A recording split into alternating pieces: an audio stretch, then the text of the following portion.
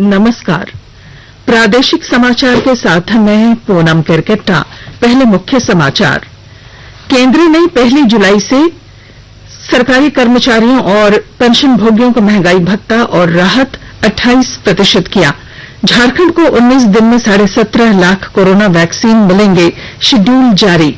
झारखंड में अब fitness permit, driving licence और रजिस्ट्रेशन समेत अन्य दस्तावेजों की वैधता 30 सितंबर तक बढ़ाई गई।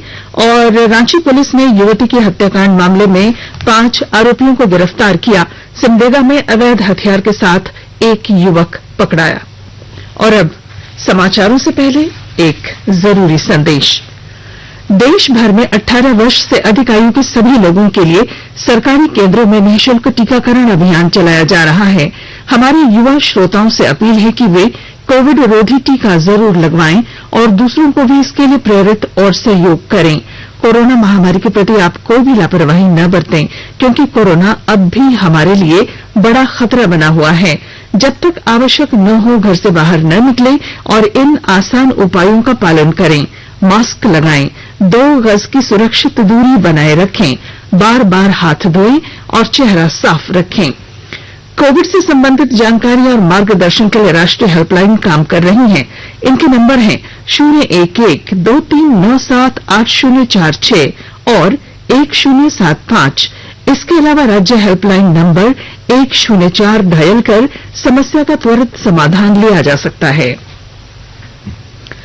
केंद्रीय मंत्रिमंडल ने कल सरकारी कर्मचारियों और पेंशन भोगियों का महंगाई भत्ता और राहत बहाल करने का निर्णय लिया है। साथ ही वस्त्र निर्यात को बढ़ावा देने और पशुपालन तथा जहाजरानी क्षेत्र में निवेश को प्रोत्साहित करने जैसे कई अहम फैसले लिए। प्रधानमंत्री नरेंद्र मोदी की अध्यक्षता में हुई मंत्रिमंडल की बैठक में ये निर्णय लिए गए। केंद्रीय कर्मचारियों तथा पेंशन भोगियों का महंगाई भत्ता और राहत 17% से बढ़ाकर 28% कर दिया गया है। यह इस महीने की 1 तारीख से प्रभावी माना जाएगा।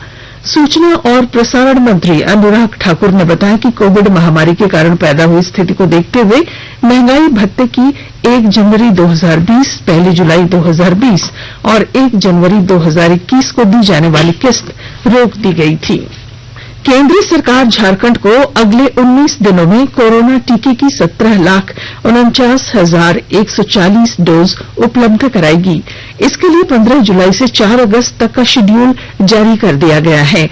शेड्यूल के मुताबिक कोविशील्ड की 14,66,300 डोज और कोवैक्सीन की 2,82,840 डोज मिलेगी। टीका मिलने के बाद वैक्सीनेशन के काम में और भी गति आ सकेगी।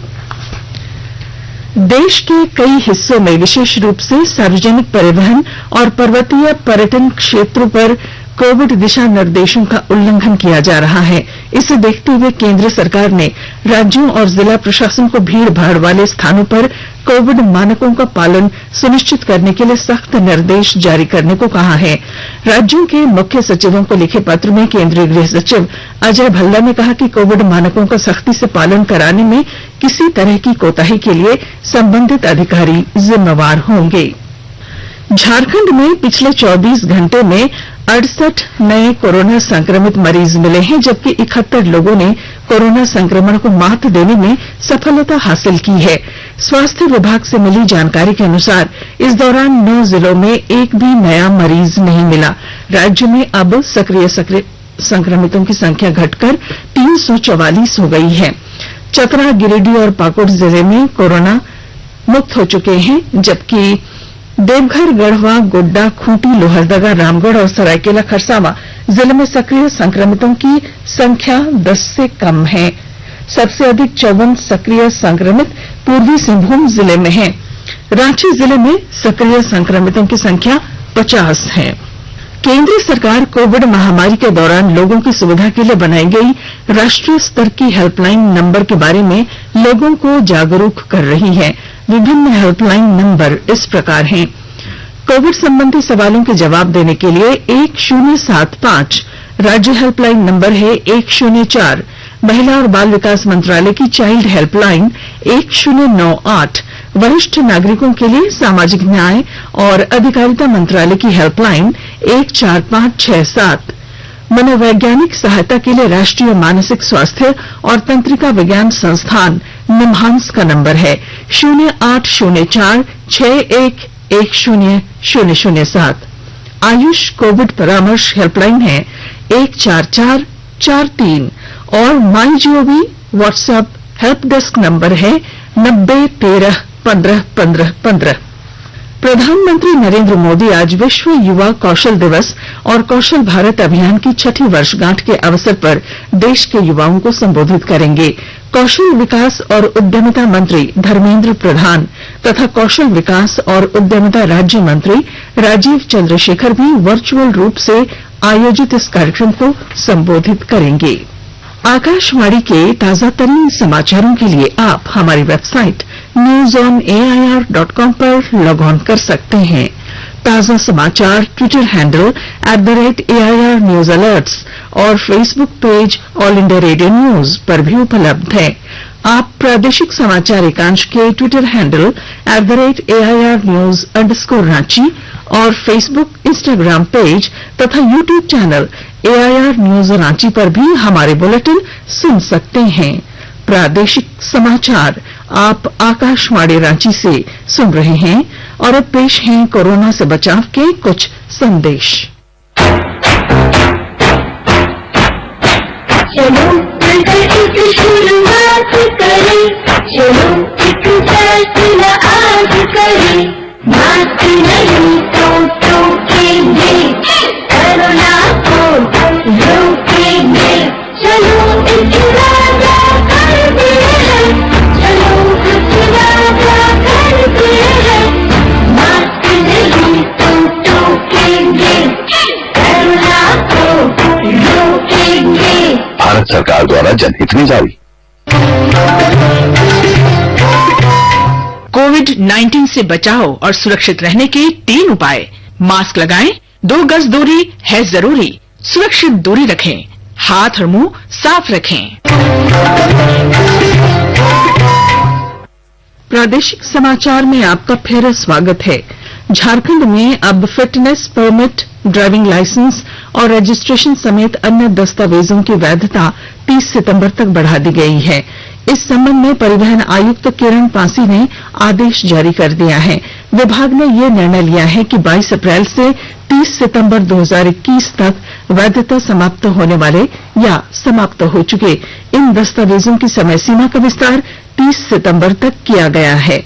कोरोना संक्रमण की रोकथाम और स्वास्थ्य सुरक्षा सप्ताह के तहत लागू प्रतिबंधों की वजह से ये फैसला लिया गया है। रांची से बुंडू तमाड़ पुलिस ने युवती की हत्याकांड मामले का खुलासा करते हुए 5 आरोपियों को गिरफ्तार कर लिया है।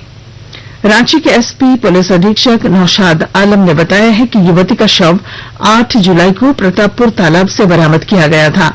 उन्होंने बताया कि युवती 7 जुलाई को अपने घर से ट्यूशन पढ़ने के लिए निकली थी, लेकिन उसके बाद घर नहीं लौटी। परिजनों की सूचना पर पुलिस ने छानबीन कर युवती के प्रेमी और उसके 4 अन्य साथियों को गिरफ्तार कर लिया। इधर सिमडेगा जिले के कैरसई थाना क्षेत्र में पुलिस ने गुप्त सूचना के आधार पर कार्रवाई करते हुए अवैध हथियार के साथ एक व्यक्ति को गिरफ्तार किया है।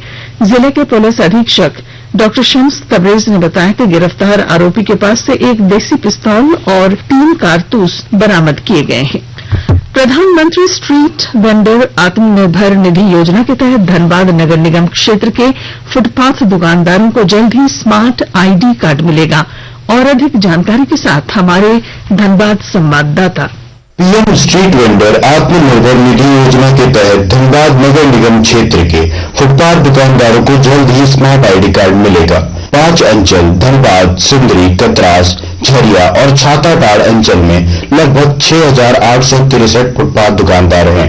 इनमें से 5,000 दुकानदारों का सर्वे किया जा चुका है। फुटपाथ दुकानदारों का डाटाबेस तैयार किया जा रहा है। फिलहाल जल्द ही इन्हें चिप आधारित स्मार्ट आईडी कार्ड देने की प्रक्रिया शुरू होगी। टीवीसी सदस्य उमेश कुमार ने बताया कि स्मार्ट आईडी कार्ड के साथ ही फुटपाथ दुकानदारों के वैक्सीनेशन पर भी सहमति बनी है। वहीं फुटपाथ पर दुकान लगाने वाले सभी दुकानदारों को डिजिटल लेन देन के लिए प्रोत्साहित भी किया जा रहा है। दीपक, आकाशवाणी समाचार, धनबाद।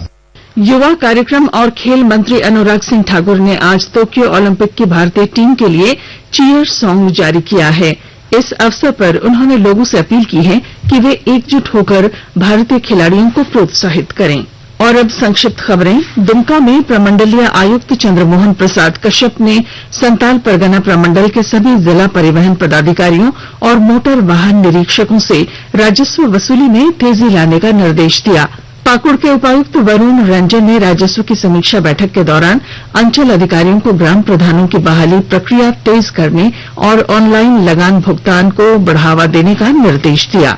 सरायकेला खरसावां जिले के उप विकास आयुक्त प्रवीण कुमार ने JSLPS के अंतर्गत संचालित योजनाओं में अधिक से अधिक लाभुकों को जोड़ने का निर्देश दिया है। मौसम विभाग के पूर्वानुमान के अनुसार धनबाद समेत जामताड़ा, देवघर, दुमका, पाकुड़, गोड्डा और साहिबगंज में आज बारिश होने की संभावना है।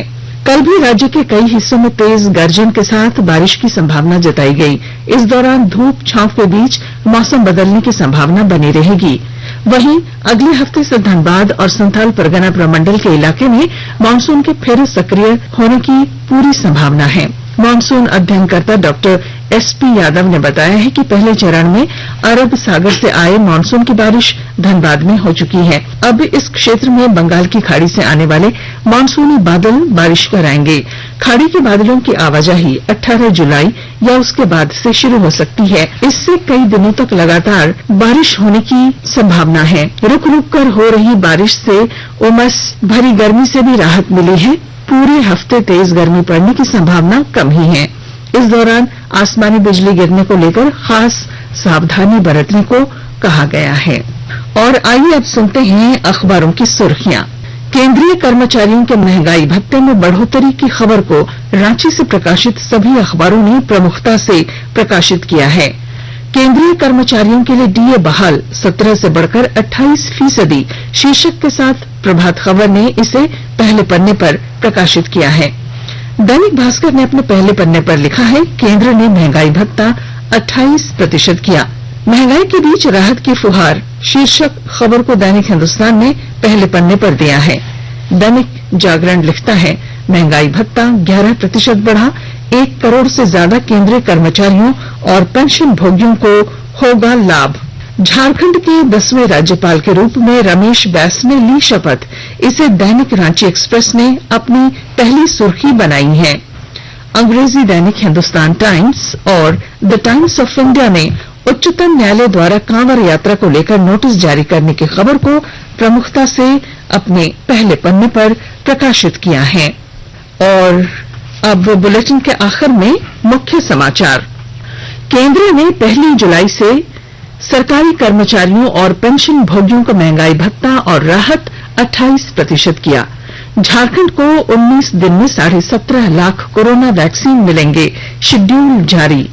झारखंड में अब फिटनेस, परमिट, ड्राइविंग लाइसेंस और रजिस्ट्रेशन समेत अन्य दस्तावेजों की वैधता 30 सितंबर तक बढ़ाई गई। और रांची पुलिस ने युवती की हत्याकांड मामले में 5 आरोपियों को गिरफ्तार किया।